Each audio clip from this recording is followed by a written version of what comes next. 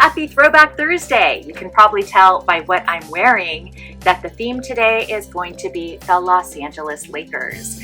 When I was a little girl growing up in Southern California, I loved the Lakers. In fact, my dad and I would bond over sports, and my favorite team at the time was the Lakers with Magic Johnson and Kareem Abdul-Jabbar. When I became a sportscaster later on, I was blessed to have interviewed both of those superstars and the next wave of superstars in Kobe Bryant and Shaquille O'Neal.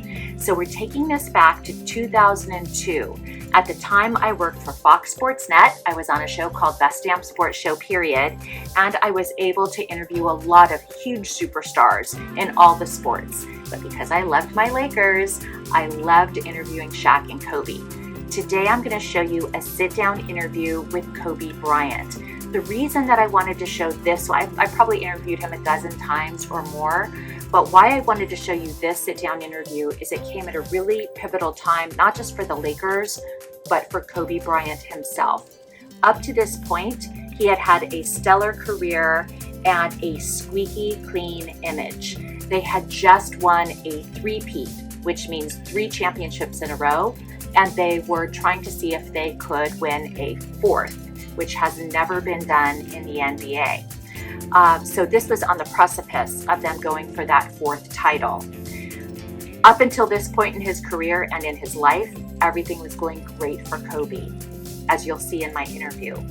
But immediately after this interview, the wheels fell off for the Lakers and for this young man.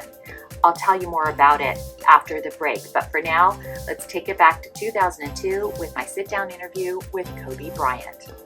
The phone is going to be easy. Kobe spins in the air. It's good! I've read tons of research about you, Kobe. Oh, yeah? Pages, reams and reams of research. And in all this research, you are squeaky clean. In fact, the worst thing I could find is that your uncle at one point said that you put your feet up on the couch. That's it. No, you know what? You know what I think it is? I've just always been focused on the game of basketball. I mean, I just love to play. And that's what my focus has been since I came in the NBA. Plus, you know, I'm a pretty smart guy. You know, I have a spider sense. I can sniff out trouble before it gets around. Now, also, in all of this research, every single article that I've read, somewhere at some point it mentions your ego. Uh-huh. Is that a result of being extremely confident? I think it's a result of people not really understanding me. You know, I'm a confident individual, but I'm not a cocky individual. I think it's a fine line.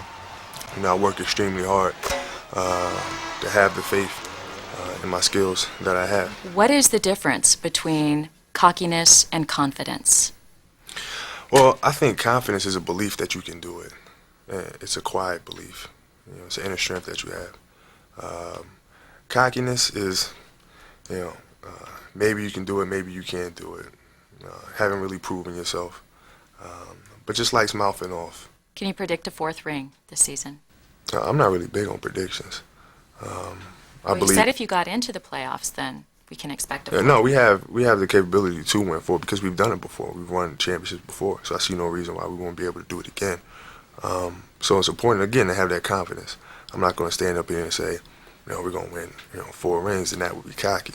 Aha, right. But, just having the confidence that we've done it before, I think should be able to give us enough momentum to be able to ride it through in the playoffs. And, it's a long season. You never know what can happen. At this point in the season, the last couple of years, the media has really wanted to focus on your relationship with Shaq. Where does that stand right now? Oh, he's he's my big brother. I mean, what can you say? I mean, we've grown up here in LA together. We play very well together. We went through a period of time where we struggled to find ourselves, but we have, and it's a good rhythm that we have, and we enjoy playing together. Now, do you hang out with him outside of basketball at all, or is that just 2 separate things? You leave the court and you go your separate ways? No, we just go our separate ways. I mean, he has a lot of things that he has to take care of in his personal life off the court, and me, I'm the same way. But when we get on the court and in practice, we definitely hang out and kick it. Kobe, can you ever envision yourself playing for another team other than the Lakers? No. No, I mean I've had this purple and gold uniform on since I was 17. I've always dreamed about playing with the Lakers. This is the place I want to be for the rest of my career. We know that you're going to be wearing purple and gold through 2005. However, in 2004, you could be wearing red, white, and blue. Are you going to play for the Olympics? I'm definitely playing the Olympics.